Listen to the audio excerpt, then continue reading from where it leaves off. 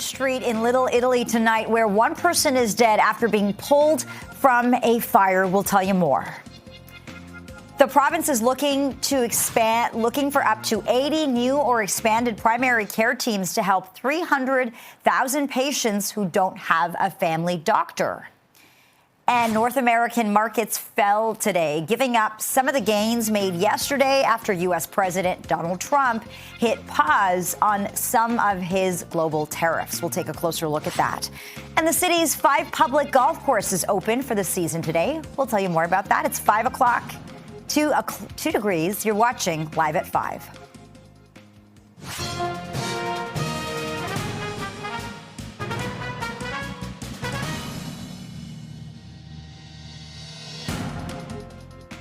Good afternoon, and thank you for joining us. I'm Lena Latifat. One person is dead after an apartment fire in Little Italy. Holy. This fire started around 10:30 this morning in a 3-story building near Manning Avenue. Toronto Fire says 3 people were pulled from the burning building. One was pronounced dead at the scene. A neighbor sent us this video of just how intense the fire was. You can see thick black smoke pouring out of the upper floor of this 3-story building. CP24's Steve Ryan is live in Little Italy tonight with the latest on this investigation. Steve. Yeah, Lena, members of this community here in Little Italy on College near Bathurst are saddened by the news that they lost one of their own community members this morning. As you had been saying, at 10:30 this morning is when Toronto Fire received the call with regards to a 2-alarm fire. We're going to show you the location right now. You can see that painted mural on the brick wall. The farthest away from that, you can see a window that's been blown out. That's where Toronto Fire gained entry this morning, and were able to recover 3 people that were trapped in that location. 2 are still being treated in a hospital, and sadly the 3rd person passed as a result. Here is more from Toronto Fire. We heard from the chief of Toronto Fire earlier today, and we got reaction from local residents as well. Here's more. Firefighters made immediate entry to start primary search while conducting fire operations at the same time. Toronto Fire Services rescued 3 people from the building.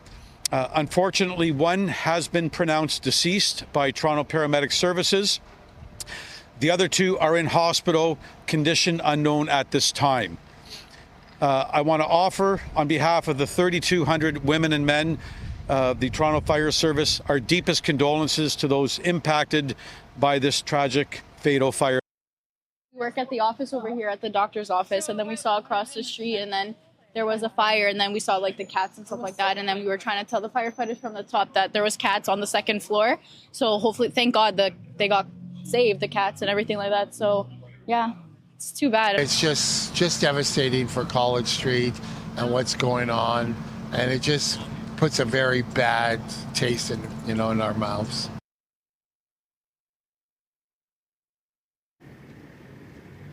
Still a very active scene. As you can see, Toronto Fire are still here. Now, the Toronto Police are here as well. They will assist with the Toronto Fire investigators.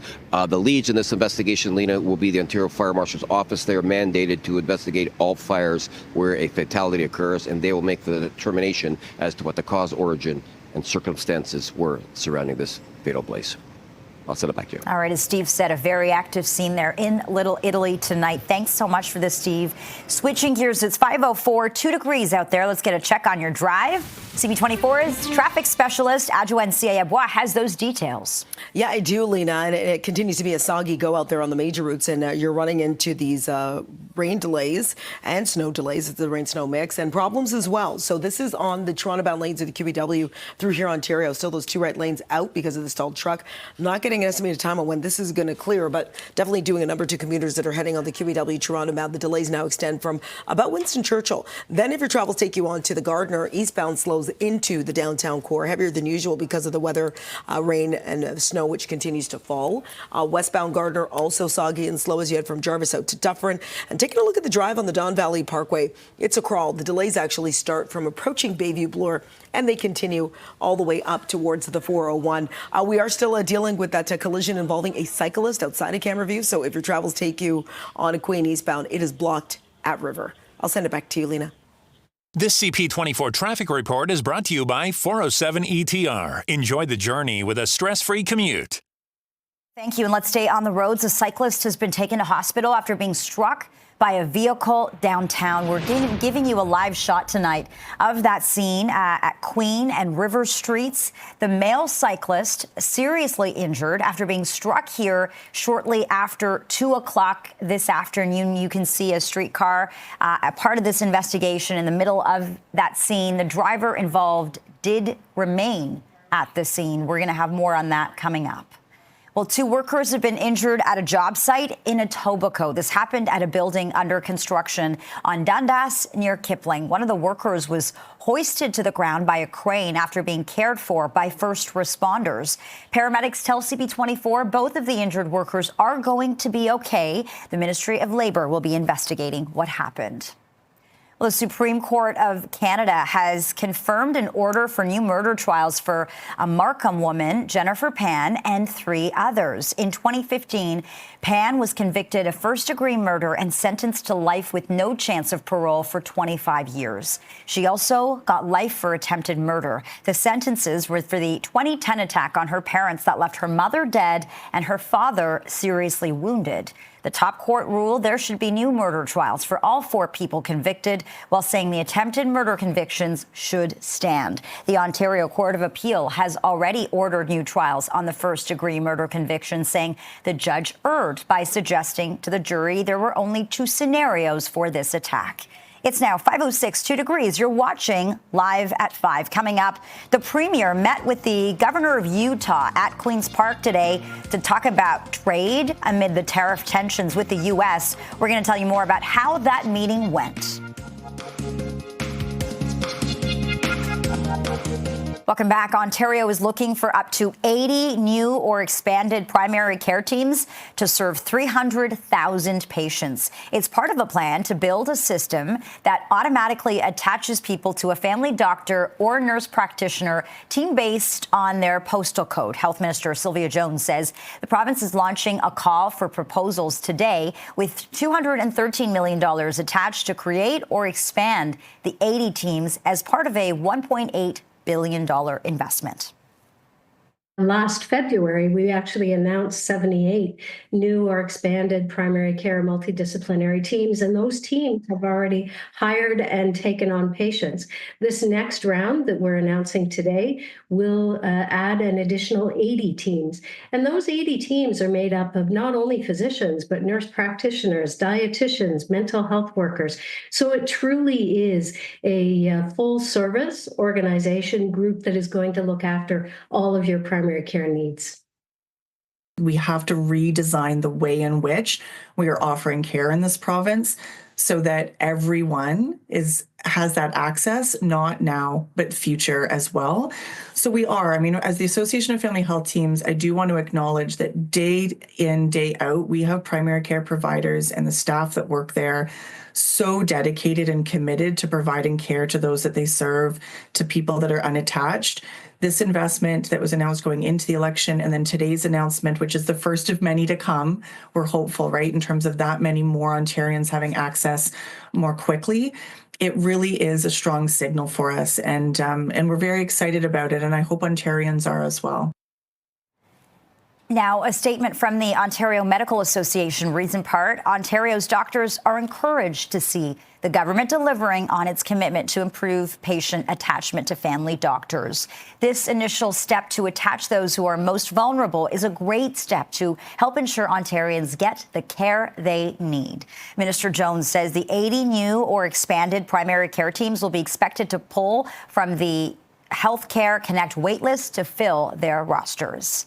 Well, markets pulled back again today after that huge rally yesterday in New York. It was a more than 1,000-point loss for the Dow, a drop of 2.5%. Here at home, the TSX was down 712 points, or 3%, as U.S. President Donald Trump's trade war continues to threaten the economy. The White House clarified that it will tax Chinese imports at 145%, not the 125% rate Trump had earlier written about. And Trump met with his cabinet today at the White House, and they talked about the ever-evolving tariff situation. We're doing again what we should have done many years ago. We let it get out of control, and we allowed some countries to get very big and very rich at our expense, and can't let that happen. It's not a sustainable formula. Sure, we could ever have enough time in the day to talk to all these countries because they want to talk and they want to talk now, and they have come with offers that they never, ever, ever would have come with. We're getting the respect we deserve now, and I think you're going to see historic deals, one after the other. And the premier was having conversations about the trade war, too. Doug Ford met with the governor of Utah at Queen's Park today to talk about the tariff tensions with America. CTV's Queen's Park Bureau Chief Siobhan Morris joins us live with those details. Siobhan. Well, this is part of a trade mission that Spencer Cox, the governor of Utah, had actually planned some months ago, hitting both Quebec and the province of Ontario, looking to forge new partnerships. Of course, this takes on a very different tone in the middle of this back and forth trade war. We heard from both the governor and the premier that they believe that the best outcome really is to have a situation where we don't have any tariffs between our nations. We heard Spencer Cox, the governor, say that he does hope that at the end of all this, there are fewer trade barriers everywhere, but really emphasizing the importance of the relationship between Canada and the U.S. Here's more of what he had to say. They know this can only go on for so long. When there's uncertainty out there, the markets, again, they had a little bump yesterday, but they're going back down today. No one likes uncertainty. Businesses don't like it. People don't like it. And governments don't like it as well. So we'll get through this and get back to normality, if there ever is normality. It's more than economics for me. Those friendships are deep. Those ties are deep. Those the people, the Canadians who live in Utah, the Utahns who live in Canada, we have so much in common, and we want to remind Americans of that, and we want to remind Canadians of that as well. I sense, I don't just sense, I'm told that sense of betrayal that is being felt, and I understand that. I do. I can see where that's coming from, and so again, this meeting today, meeting with several ministers in Montreal, has been all about getting through this period so that we can strengthen those relationships. The governor says he has a good relationship with President Trump, and so he will be continuing to have conversations with him, really share that message that tariffs aren't good for the Canadian-U.S. relationship. As for the premier, he thinks it's invaluable to have a Republican governor like Cox on his side, again, to try and build a bridge to repair the tensions between our nations. Lena. Okay, Siobhan Morris live at Queen's Park. Thanks so much for this update, Siobhan. Appreciate it.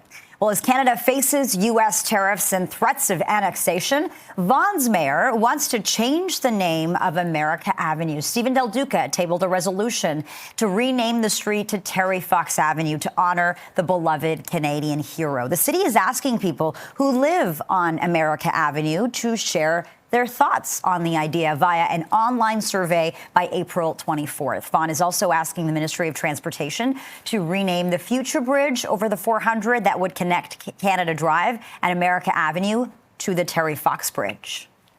First part of the resolution was to have the bridge renamed in honor of Terry Fox, an iconic Canadian hero. To so many of us, to me included.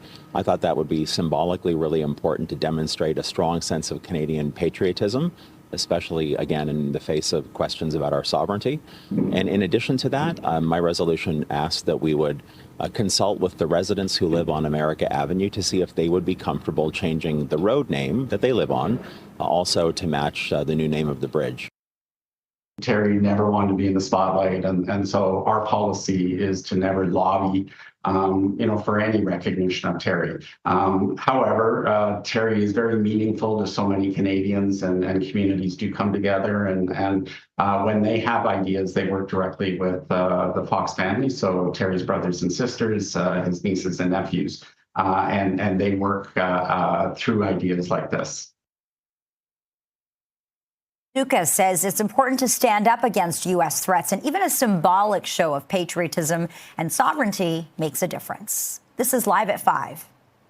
Coming up after the break, we're going to head to the campaign trail and break down the latest numbers. Stay with us.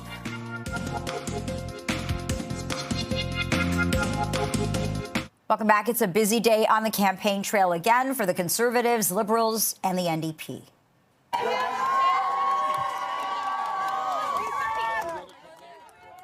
Liberal leader Mark Carney was in Hamilton this afternoon for a campaign rally.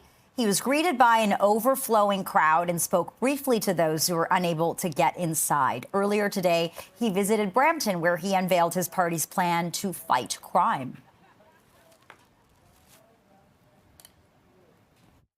If elected, my government will automatically revoke gun licenses for individuals convicted of violence offenses, including intimate partner violence.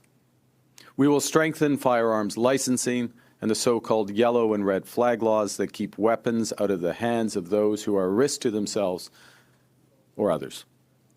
We will invest in the RCMP's National Forensic Laboratories in Ottawa and Surrey and the Saskatchewan Ballistics Lab to increase our capacity to track down guns used in crimes.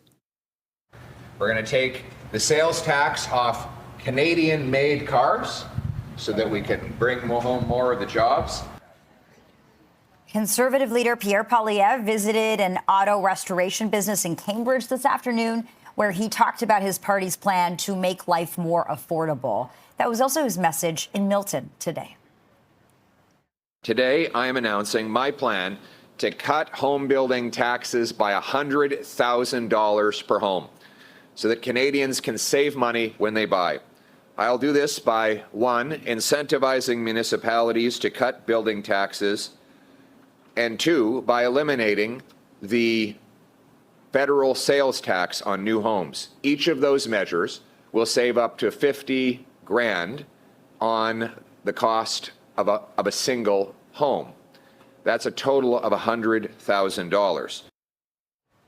NDP leader Jagmeet Singh hit the campaign trail in Saskatoon, where he criticized Mark Carney's plans to balance Canada's operational budget.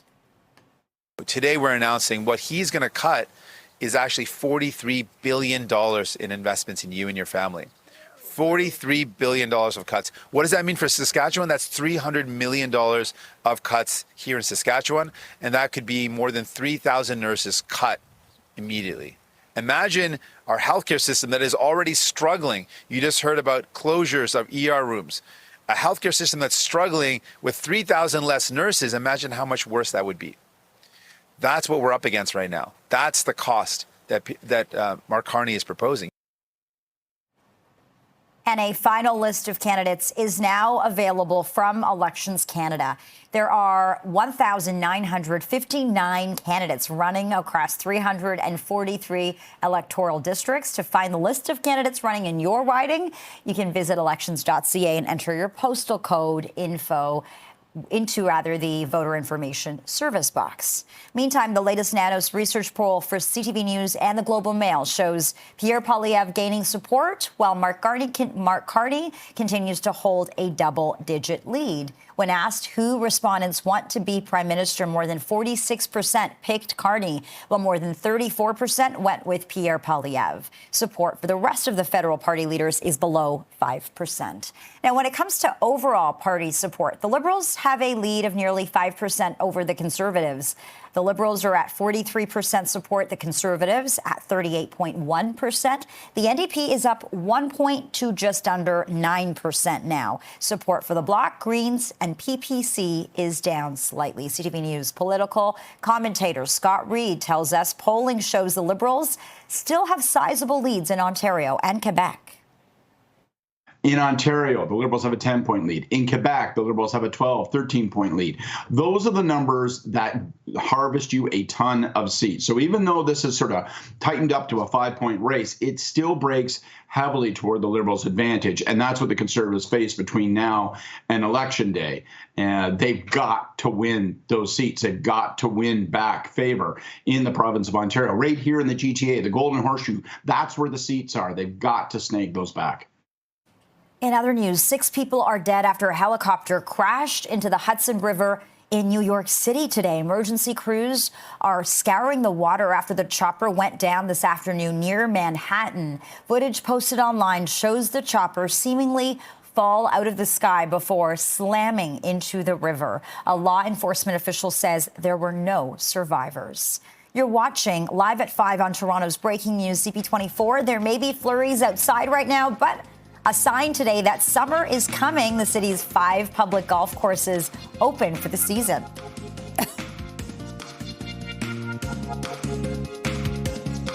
Welcome back. The city's 5 public golf courses open for the season today. The city says investments and improvements have been made this year due to the growing popularity of the sport. A record 248,000 rounds were played on the courses last year. Golfers are encouraged to make tee times up to 7 days in advance online or over the phone.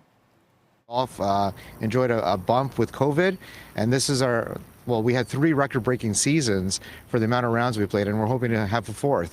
And when the weather improves and people really start thinking about golf, is it typically you see a day where your tee times are fully booked up? Oh, that's on a regular basis. Yeah, because the way we're affordable and we're accessible through public transit is our courses are very popular. The green staff with the City of Toronto have been out working to clear the debris and that off the playing surfaces, prep them for the start of the season, do some repairs that have been occurred over the winter months. Unfortunately, the weather hasn't been that great and cooperative with us. With the rain, the snow has slowed some of that down, so there is still some debris left in the tree lines and that we're working on getting cleaned up, as well as doing some tree work to lift the canopies to give access to where they weren't able to get underneath before. Special programming at the golf courses this year include 30 free Learn to Golf clinics for kids, women, and seniors. It's now 5:27, 2 degrees. This is Live at 5. We're live on College Street in Little Italy this hour, where one person is dead after being pulled from a fire. More reaction from residents. That's coming up. Stay with us.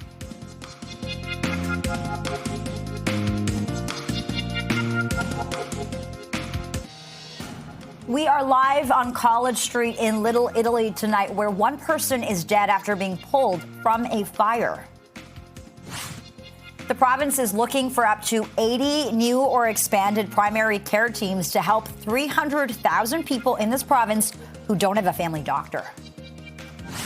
And North American markets fell today, giving up some of the gains made yesterday after U.S. President Donald Trump paused some tariffs but raised rates on goods from China.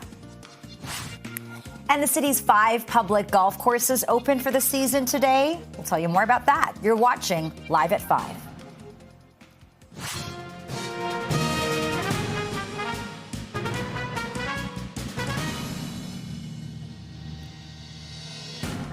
Good evening, and thank you for joining us. I'm Lena Latifat. One person is dead after an apartment fire in Little Italy. Holy. That fire started around 10:30 this morning in a 3-story building near Manning Avenue. Toronto Fire says 3 people were pulled from the burning building. One was pronounced dead at the scene.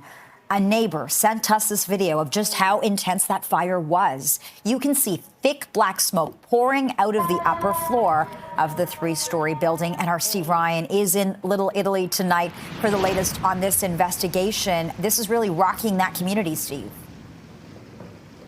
Yeah, Lena, it certainly is. Community members here are very saddened by the news that one of their own community members has died as a result of this fatal fire that happened, according to Toronto Fire, this morning at 10:30 a.m. 2-alarm blaze. The fire department and paramedics responded to this location, 572 College Street, which is on the north side of College, west of Bathurst. We're showing you the scene right now. It's on the far side of that mural that's on that brick wall. You can see there's a window blown out on the second floor. That's where Toronto firefighters were able to gain access this morning, despite the fact, according to the fire chief, that they were met with enormous smoke and flames. They were able to bravely enter that location and remove 3 people. 2 are still being treated in the hospital, and sadly the 3rd person died as a result of their injuries. So this is now an investigation being led by the Ontario Fire Marshal's Office. They are mandated to investigate all fires where a fatality occurs. Toronto Fire investigators and the Toronto Police Forensics Unit will assist as support units while the OFM takes the lead in the investigation. Earlier on today, we heard from Chief Jessop. He's the Toronto Fire Chief, and we spoke with local residents as well. And here's more. The fire has now been brought under control. We will be on scene for several hours conducting fire watch and monitoring hotspots. The Toronto Fire Investigations Division has been notified, and the investigation into the origin, cause, and circumstances of this fire will be commenced later today with Toronto Police, Toronto Fire Services, and the Office of the Ontario Fire Marshal. I saw only one, like a woman was being attended to. She was there on the other side of the street, and she was crying with her. She had cats with her. It's tragic. Like, that's when you have to make sure you have your smoke alarms working and all that, because you never know. You never know. Like, yeah, it's like even at home we're extra cautious if when you've got candles burning and all that. So I don't know what the cause was, but it's sad. Nolina, I asked Chief Jessop today about the personal impact that a fire like this can have on the men and women of Toronto Fire when they go into such a dangerous situation and when they do their best to recover people, remove people, and sadly, people die as a result of the fire. And he said that his men and women are incredibly brave. They get paid to do that work, and he said that they have resources in place to deal with the firefighters once they're debriefed after a tremendous, dangerous, and sad situation like this. I'll send it back to you. Yeah, they're real heroes. Steve Ryan in Little Italy tonight. Just a heartbreaking situation there. Thank you for this, Steve. Also making news, a cyclist has been taken to hospital after being struck by a vehicle downtown. This is a live look of the scene at Queen and River Streets. Tonight you can see the area cordoned off. The male cyclist was seriously injured here after being struck shortly after 2 o'clock this afternoon. There's the bike. You can also see a TTC streetcar involved. The driver did stay on the scene, and this investigation, of course, continues. We'll keep you posted on what happens there. Well, 2 workers have been injured at a job site in Etobicoke. This happened at a building under construction on Dundas near Kipling. One of the workers was hoisted to the ground by a crane after being cared for by first responders. Paramedics tell CP24 both of the injured workers are going to be okay. The Ministry of Labour will be investigating. Time now is 5:35, 2 degrees out there. A bit of a slick drive this afternoon. CP24's traffic specialist Adjoa Nsiayabwa has more on that. Adjoa.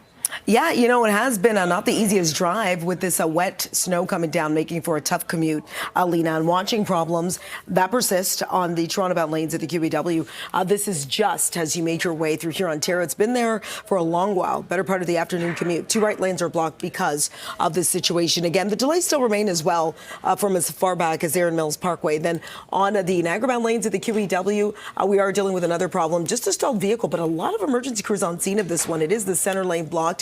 Niagara and QEW through North Shore, and problems happening. This is on the eastbound lanes of the 401. More rain than snow if you're heading in towards Durham, but underneath the bridge, just can't see it right now. There is a stall, and it does have the left lane blocked. And also looking at delays, snowy delays on the northbound 410 if you're traveling in towards the Brampton stretch. On TTC line 1, there are delays through Pioneer Village Station. Again, that is for issues at track level. I'll send it back to you, Lena. Adjoa, thanks so much. It's 5:36, 2 degrees. You're watching Live at 5. Up next, Premier Doug Ford meets with the governor of Utah at Queen's Park today to talk about Donald Trump's trade war. We'll tell you more about how that meeting went. Welcome back. Markets pulled back again today after that huge rally yesterday. In New York, it was a more than 1,000-point loss for the Dow, a drop of 2.5% here at home. The TSX was down 712 points, or 3%, as Donald Trump's trade war continues to threaten the global economy. The White House clarified that it will tax Chinese imports at 145%, not the 125% rate that Trump had earlier written about. And President Trump met with his cabinet today and talked about the ever-evolving tariff situation. Everybody wants to come and make a deal, and we're working with a lot of different countries, and it's all going to work out very well. I think it's going to work out really very well. But again, there'll be a transition cost and transition problems, but in the end, it's going to be a beautiful thing.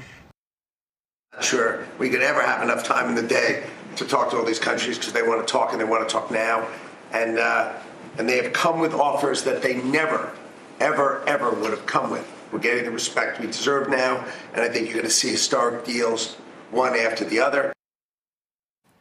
And Premier Doug Ford and key cabinet ministers, they met with the governor of Utah at Queen's Park today to talk about this never-ending trade war. I think it's huge, and what a gentleman Governor Cox is. We share similar areas. They have a massive mining state and other areas that we can, AI, technology. We want to sign an MOU with them. Energy, they want to take a look at our SMRs. We're leading the world in small modular reactors. He's very interested in that, so he's going to Darlington and taking a tour. And there's no one that we want to share that technology with more than our American friends, our allies. My hope is that we can get to a place where those tariffs are removed. Ultimately, that's the goal of Utahns. That's the goal of most Americans. What I'm hoping for is that this episode will help remove trade barriers all over the world. I believe in the importance of free trade. Again, especially with our Canadian partners, that we can have a fair and level trading between our country and your country. When we were at the USTR, the Trade Representative's office, that was a big part of our discussion, is that it's very difficult to try to come up with a formula. How do you tariff apart? They go back and forth so many times. What do they say to that? Well, they say that's why it got a pass so far, and that's why they've moved it off a month. But again, we said to them, come May 3rd, if you haven't figured it out, that's your answer, that it's not something that's going to be able to be done or done easily. So give it a pass. Let's work together on growing the sector, growing the industry. Ford is also pointing to the tourism industry as one of the sectors hit particularly hard by this ongoing trade war, looking ahead to what's usually a busy summer vacation season. Well, some shifts have been canceled at the General Motors plant in Oshawa, but the company says that has nothing to do with tariffs. We're giving you a live shot tonight at that plant. A GM spokesperson says production has been impacted due to a part shortage, and that work is being done to resolve the issue and return to regular operations. Unifor tells CP24 the shifts have been canceled due to a shortage of transmissions from Toledo. Meantime, Ontario is looking for up to 80 new or expanded primary care teams to serve 300,000 patients. It's all part of a plan to build a system that automatically attaches people to a family doctor or nurse practitioner based on their postal code. Health Minister Sylvia Jones says the province is launching a call for proposals today with $213 million attached to create or expand the 80 teams as part of a $1.8 billion investment. The teams and the opportunities for expansion are in 125 postal codes, and that really is an acknowledgement of parts of the province that need and are looking for more patients who want to be attached to a primary care clinician. Then there will be those organizations applying and showing interest in an expansion or a new multidisciplinary team. And ultimately, we hope to have these teams operational by the summer. What the government has done is look to see across the province, where do we have the lowest detachment? Where are those areas that really need to be served by a primary care team? And so the call has gone out for those areas. You can actually look up the postal codes in which are being targeted here, so we can look at that together as a community and say, okay, what's needed here to serve this population? So of those areas that have been identified, the whole community, all of the different stakeholders will be coming together to say, okay, what kind of proposals should we be putting in so that we can serve this community and make sure that we're setting up the team for success in terms of growing as well, knowing that we're not going to be able to attach everyone all at once. A statement from the Ontario Medical Association reads in part, Ontario's doctors are encouraged to see the government delivering on its commitment to improve patient attachment to family doctors. This initial step to attach those who are most vulnerable is a great step to help ensure Ontarians get the care they need. Jones says the 80 new or expanded primary care teams will be expected to pull from the Healthcare Connect waitlist to fill their rosters. It is now 5:44, 2 degrees. You're watching Live at 5. Coming up next, we'll take you to the campaign trail and break down the latest poll numbers in the upcoming federal election. Stay with us. Welcome back. It was another busy day on the campaign trail for the Conservatives, the Liberals, and the NDP. We're going to take the sales tax off Canadian-made cars so that we can bring home more of the jobs. Conservative leader Pierre Poilievre visited an auto restoration business in Cambridge this afternoon, where he spoke about his party's plan to make life more affordable. That was also his message in Milton today. We will remove the bureaucracy to make it happen, cut the taxes by $100,000 a home, incentivize the municipalities to speed up their permits, sell off 6,000 federal buildings and thousands of acres of federal land to build, build, build. Train up 350,000 brilliant young tradespeople with powerful apprenticeship programs.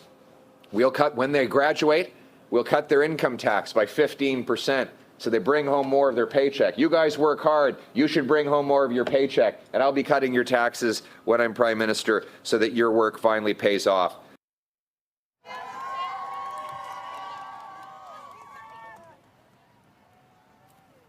Liberal leader Mark Carney was in Hamilton this afternoon for a campaign rally. He was greeted by an overflowing crowd and spoke briefly to those who were unable to get inside. Earlier, he visited Brampton, where he talked about his party's plan to fight crime.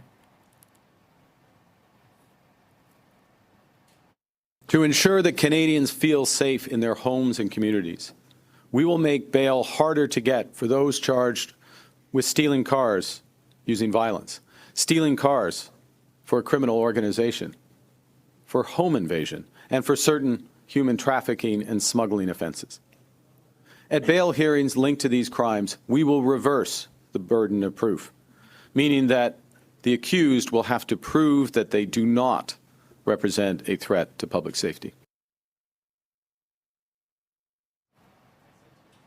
And NDP leader Jagmeet Singh hit the campaign trail in Saskatoon, where he criticized Mark Carney's plans to balance Canada's operating budget.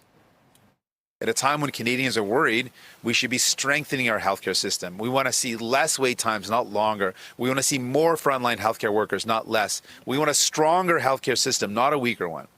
Yes. And so our plan is this. We're going to fight back. If you are worried about the deep cuts of Pierre Poilievre and you want to reject Conservatives, and you're also worried that Mark Carney is proposing to cut the things that you care about, vote for a New Democrat. My commitment to you is New Democrats will never support a budget that cuts the things that you need. Now, the latest Nanos research poll for CTV News and the Globe and Mail shows Pierre Poilievre gaining support, while Mark Carney continues to hold a double-digit lead. When asked who respondents want to be Prime Minister, More than 46% picked Carney, while more than 34% selected Poilievre. Support for the rest of the party leaders is below 5%. And when it comes to overall party support, the Liberals have a lead of nearly 5% over the Conservatives. The Liberals are at 43% support, while the Conservatives are at 38.1%. The NDP is up 1 point to just under 9%. Support for the Bloc, Greens, and the PPC is down slightly. Now, Pierre Poilievre has held several large rallies during the campaign. CTV News political commentator Scott Reid tells us these rallies may be sending the wrong message to voters outside the party's base. The rallies are obviously great for the Conservatives because they animate their base and animate their vote. There is a downside to it, which is that it looks and feels and projects very Trumpy. It looks like those big Trump rallies. And then when you get people saying things like, don't believe the polls and don't believe the media, again, that evokes that whole MAGA movement. I think they have to be very careful about that. If that was going to win, they'd be winning. It's not working. They need something else. It is now 5:52, 2 degrees. This is Toronto's breaking news, CP24. You're watching live at 5. Coming up, we'll talk to the Raptors fan who won season tickets last night at the final home game of the season. This after he made a half-court shot that won him these tickets. More on that story next. Welcome back. One lucky Raptors fan has scored season tickets after draining a half-court shot at Scotiabank Arena.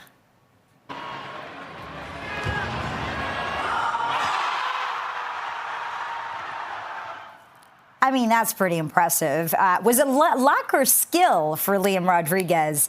He sunk the shot during the halftime show of last night's 126-96 victory over the Charlotte Hornets. And Liam Rodriguez joins us live now.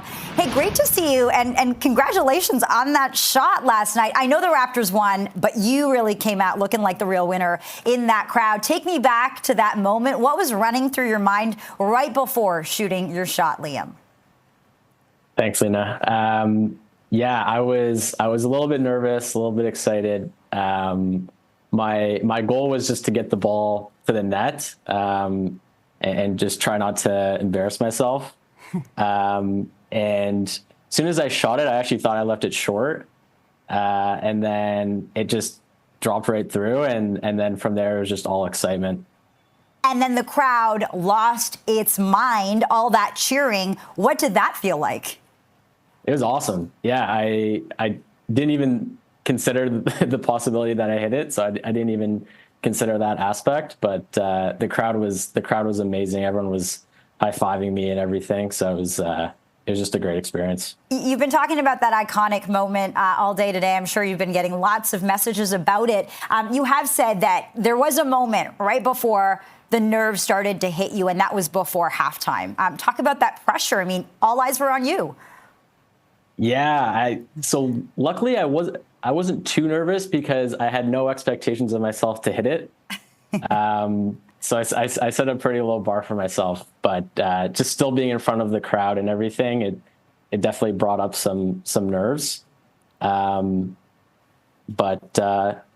it was just a blur. I'm sure it was so surreal. What's the backstory here? Did this start with you winning a challenge last weekend? What's that about? Yeah, so it was a promotional event that was held at Stacked Market over the weekend, held by Tangerine, and essentially there was a net that was about stomach height, and so you had to put the ball in the net for a chance to spin a wheel for a prize. And so on that wheel, there was tickets, jerseys, all sorts of merch and stuff like that. And I was lucky enough to win the tickets. And then the reason I was selected for the half-court shot was because I was an existing Tangerine customer already. That's really how it all unfolded. So you were selected for that shot. You knew it was coming. You've also mentioned that you hadn't picked up a basketball in a while. So you had to prepare for this. What did that look like? Yeah, so on Sunday, I tried to get outside and put some shots up. Okay. So I just went up to the outdoor court beside my apartment. And the people that were playing basketball around me probably thought I was crazy because I was just strictly taking huge shots that weren't even close to the net. But it was good just to kind of get a gauge a little bit for how hard you need to throw it, you know, the technique that I wanted to use, all that sort of stuff. And you have now won season tickets for next year. I know you're a lifelong Raptors fan. What does that mean to you? It's surreal. Growing up in Mississauga, I've been a Raptors fan my whole life. So it's a crazy moment. And I'm just excited to go to a bunch of games next year with a bunch of different people. So it's all excitement. Well, that was so incredible. Thanks for joining us, Liam Rodriguez, and have so much fun next year. Good to have you on. Thank you. It is now 5:59 plus 1. You've been watching Live at 5 on Toronto's breaking news, CP24. We leave you tonight with a live look of College Street in Little Italy, where one person is dead after being pulled from a fire. That investigation continues. Thanks for watching. CTV News at 6 is next.